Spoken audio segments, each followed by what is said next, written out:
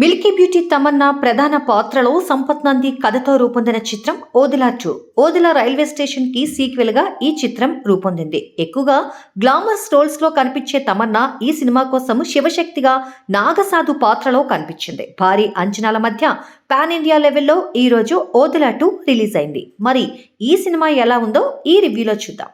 ఓదిలా 2 కథ మొదటి భాగం ముగింపు నుంచి ప్రారంభమవుతుంది. రాధ తిరుపతిని చంపి జైలుకు వెళ్తుంది. తిరుపతి మృతదేహాన్ని ఊరివాళ్లు కాల్చకుండా అతని ఆత్మకు మోక్షం దక్కకుండా చేసేందుకు సమాధి శిక్ష విధిస్తారు.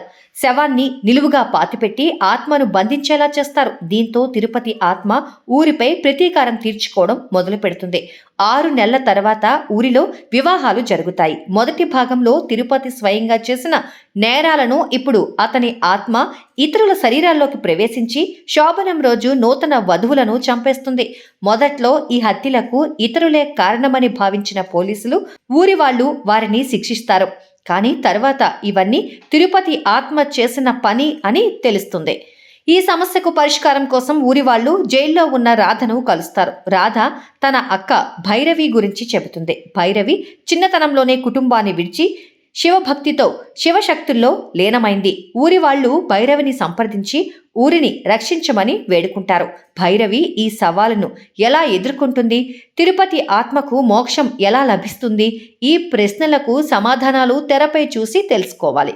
ఓదిలా 2 మొదటి భాగం సస్పెన్స్ థ్రిల్లర్గా ఉంటే రెండో భాగం ఆత్మలు దైవశక్తుల చుట్టూ తిరుగుతూ మరో రకమైన అనుభవాన్ని అందిస్తుంది. సినిమా ఆరంభంలోనే తిరుపతి ఆత్మహత్యలు చేస్తుందని చూపించడంతో కథ సాధారణ హారర్ కథనంలా అనిపిస్తుంది. అయితే ఊరి వాళ్లకు ఈ దుష్టశక్తి గురించి తెలిసిన తర్వాత కథ ఆసక్తికరంగా మారుతుంది. ఇంటర్వెల్లో భైరవి ప్రవేశంతో సెకండ్ హాఫ్ పై ఉత్కంఠ పెరుగుతుంది. సెకండ్ హాఫ్ లో తిరుపతి ఆత్మ సృష్టించే విధ్వంసాన్ని అత్యంత గ్రాండ్ గా చిత్రీకరించారు. కథ తరువాత ఏం జరుగుతుంది అనే ఉత్సుకతతో వేగంగా సాగుతుంది. అయితే క్లైమాక్స్ కాస్త సాగదీసినట్టు అనిపిస్తుంది. ఎమోషనల్ సన్నివేశాలు, గూస్ బంప్స్ కలిగించే సీన్స్ బాగున్నప్పటికీ క్లైమాక్స్ ను మరింత ఉత్కంఠ భరితంగా చూపించి ఉంటే బాగుండేదనిపిస్తుంది. సంపత్ నంది రాసిన డైలాగులు శక్తివంతంగా ఉన్నాయి. శివతత్వాన్ని, ఆధ్యాత్మిక అంశాలను హైలైట్ చేసే సంభాషణలు ప్రేక్షకులను కట్టిపడేస్తాయి. అయితే కథలో కొత్తదనం పెద్దగా లేదు.